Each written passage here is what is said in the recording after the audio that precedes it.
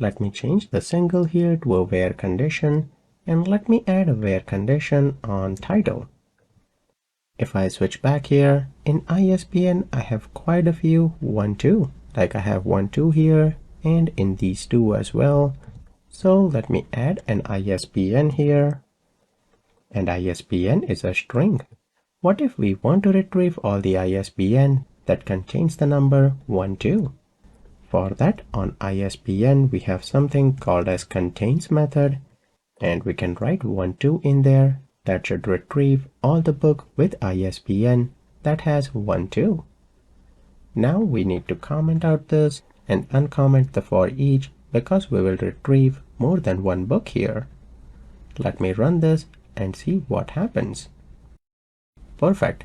It retrieves the 4 book with 1, 2 in the ISBN.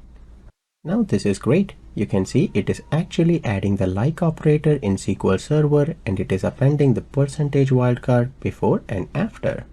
But what if you want to use the like operator and you want to use the ampersand at the beginning or at the end?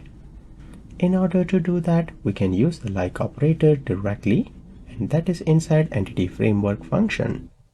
So right here we have EF. If you type that, you can see that is inside Entity Framework core. Dot, we have the functions, and there we have the like function.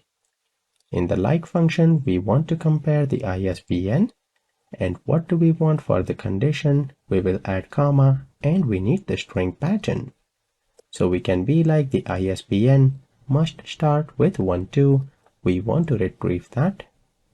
If we run that, it will retrieve all the books where ISBN starts with 1, 2. And perfect, that is great. So you can see we have the like operator if we want, and where can get pretty fancy, and we can filter on all the conditions. Now when we filter something on where, we also have max, where we need to define the property like let's say price. So that will filter the record with maximum price and return that. These are just aggregate method that we have, like max, min.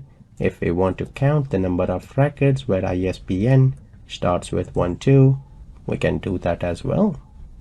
When we return the count here, you can see the return type will be an integer because it will return the number of records.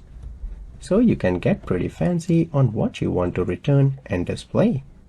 I wanted to give you a brief idea of where and all the aggregates on there like min, max, count, and we have like and contains when we are working with text values.